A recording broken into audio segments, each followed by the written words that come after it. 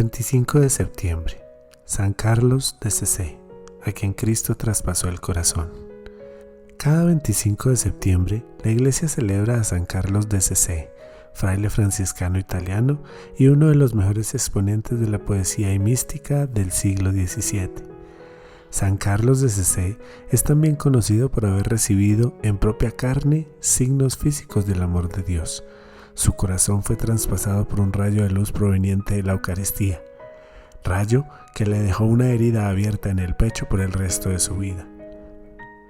Juan Carlos Marchionni, nombre de pila del santo, nació en 1620 en el pequeño pueblo de Cesé, en la orden y religión de Lacio. De origen humilde, logró acceder a la escuela gracias al sacrificio de sus padres. Un día, Juan Carlos recibió un fuerte castigo físico, a la usanza de la época, a manos de su maestro por no dar adecuadamente una lección. Sus padres, decepcionados, pensaron que el muchacho carecía de lo necesario para progresar en los estudios, así que lo sacaron del colegio y lo enviaron a trabajar al campo, donde pensaban ellos el jovencito podría ser de mayor provecho. Carlos pensó por su parte que su fortuna no había sido tan mala y que podría vivir en el campo por el resto de su vida, lejos del compromiso de tener que educarse. Sin embargo, las circunstancias dieron un giro. Un día de esos, una bandada de aves espantó a los bueyes que conducía mientras araba la tierra. Estos, nerviosos y violentos, arremetieron contra él. Preso del terror, en un instante se le pasó por la cabeza que perdería la vida irremediablemente. Entonces, su mente, en hábil reflejo espiritual, invocó a Dios para que lo librara de la muerte. «Me meto al convento, pero sálvame, Señor», fueron sus palabras. Solo un segundo después se encontró tirado en el suelo. Abrió bien los ojos, tomó aire y miró alrededor. Las bestias ya no estaban. Únicamente pudo divisar su silueta a cierta distancia. Se revisó. Estaba completamente ileso. Unos días después del susto, Juan Carlos vio pasar a unos franciscanos por el campo donde trabajaba. Raudo se acercó a ellos a preguntar qué debía hacer para ser uno de ellos. Los frailes le dijeron que fuera a Roma a hablar con el Padre Superior.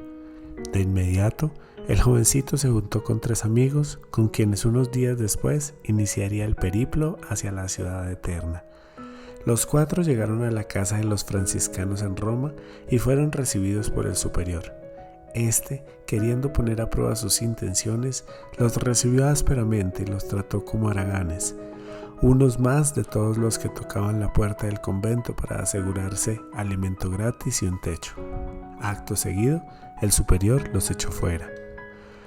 Los jovencitos insistieron en ser recibidos alegando que sus intenciones eran rectas, pero no consiguieron que el fraile cambiara de opinión, así que tuvieron que apartarse. No obstante, al rato decidieron volver y tocar las puertas del convento, a ver si esta vez cambiaba su suerte. Cuando les abrieron, suplicaron al superior, esta vez con gritos, que los recibiera.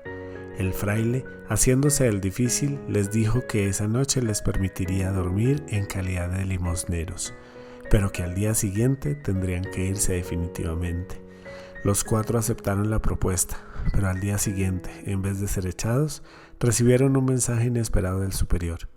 El fraile les mandaba decir que habían pasado la prueba inicial y que serían admitidos como aspirantes. Juan Carlos fue nombrado portero del convento. Su costumbre era admitir a todo caminante pobre que pidiera hospedaje en las noches, generalmente frías, y repartir entre los huéspedes la limosna que la gente con más recursos le dejaba. Al principio, el superior se lo aceptaba, pero después lo llamó y le dijo: «De hoy en adelante no admitiremos a hospedarse sino a unas poquísimas personas y no repartiremos sino unas pocas limosnas porque estamos dando demasiado». Él obedeció como correspondía, pero sucedió entonces que dejaron de llegar las cuantiosas ayudas que entregaban los benefactores de la orden. Entonces el superior lo llamó a preguntarle cuál podría ser la causa de tal disminución. «La causa es muy sencilla», respondió el hermano Carlos. «Como dejamos de dar a los necesitados, Dios dejó de darnos a nosotros.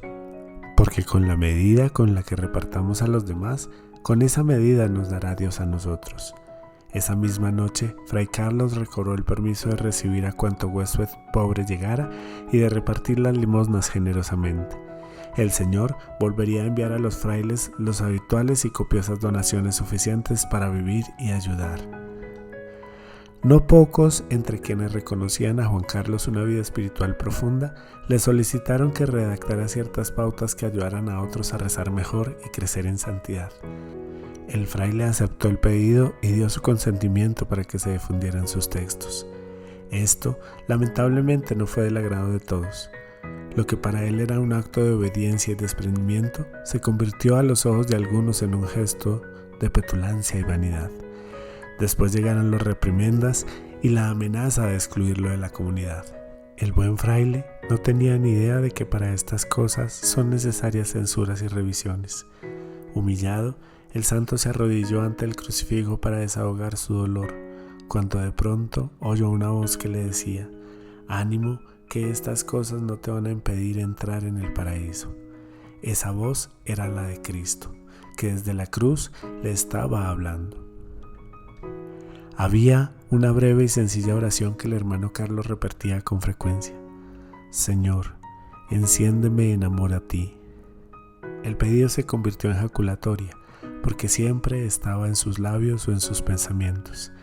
Estas sencillas palabras lo ayudaban a expresar cuánto Cristo había transformado su vida y cuán unida a Él se hallaba su alma. Un día de octubre de 1648, durante la elevación del Santísimo Sacramento, San Carlos vio como un rayo de luz brotaba de la hostia consagrada en directo a su pecho.